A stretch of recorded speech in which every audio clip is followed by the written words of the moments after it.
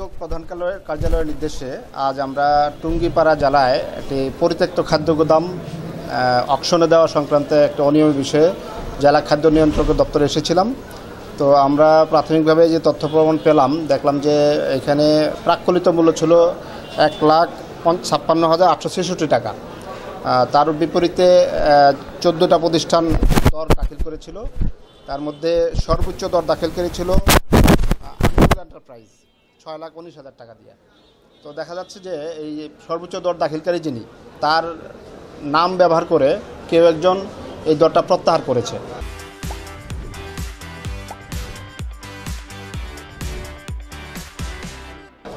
ফলে এটা ওই 6 লাখ টাকার টেন্ডারে না দিয়ে 1,60,000 টাকায় টেন্ডারটা দেওয়ার সম্ভাবনা তৈরি হয়েছে।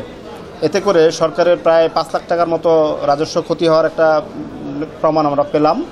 এখানে যিনি এই যে তার নাম প্রত্যাহার করা হয়েছে বলা হয়েছে, তিনি আসলে এটা প্রত্যাহার করেন নাই মর্মে আমাদের কাছে একটা অভিযোগ করেছেন। এবং আমরা তার যে আবেদনটা দেখলাম, সেই আবেদনটাতে তার স্বাক্ষরটা যথাযথ নয়। মানে টেন্ডারে যে সে স্বাক্ষর দিয়েছে, সেইটা স্বাক্ষরের সাথে প্রত্যাহারের আবেদনের স্বাক্ষর মিলে না। সেক্ষেত্রে এখানে একটা ষড়যন্ত্র করে বা এখানে একটা যুগসাজশে সরকারের যাতে রাজস্ব কম পায়, এরকম একটা ঘটনা ঘটেছে বলে আমরা প্রাথমিক সত্যতা পেয়েছি। এ বিষয়ে আমরা হেড অফিসের প্রতিবেদন দিব। প্রতিবেদন পাওয়ার পর আইনগত পদক্ষেপ গ্রহণ করা হবে। আমরা প্রাথমিকভাবে যেটা পাইলাম যে খাদ্য অধিদপ্তরের সংশ্লিষ্ট কর্মকর্তারাও এখানে থাকার সম্ভাবনা আছে, এবং যারা যে দর দাখিল করেছে এদের মধ্যেও একটা চক্র, মানে পরস্পর যুগসাজশে এটা করেছে।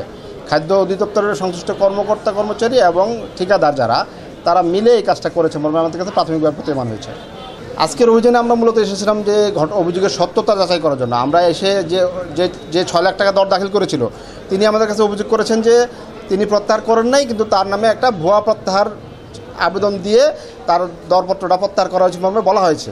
এবং আমরা তার যে আবেদনটা সেটা পেলাম এবং দেখলাম যে টেন্ডারে যে তার স্বাক্ষর, তার সাথে আবেদনের স্বাক্ষরে মিল নাই। তার মানে তিনি প্রত্যাহার করেন নাই, কিন্তু প্রত্যাহার করেছেন মর্মে কাগজপত্র ফাইলে রাখা হয়েছে। তার মানে এই কম টাকায় কাজটা দেওয়ার জন্য একটা প্রচেষ্টা ছিল এখানে।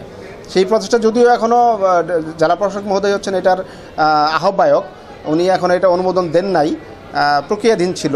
এই প্রক্রিয়াধীন অবস্থায় যেহেতু আমাদের কাছে তথ্যটা এসেছে, আমরা প্রাথমিকভাবে এসে সত্যতা পেলাম যে এখানে কম টাকায় টেন্ডারটা দেওয়ার একটা প্রক্রিয়া শুরু করা হয়েছিল।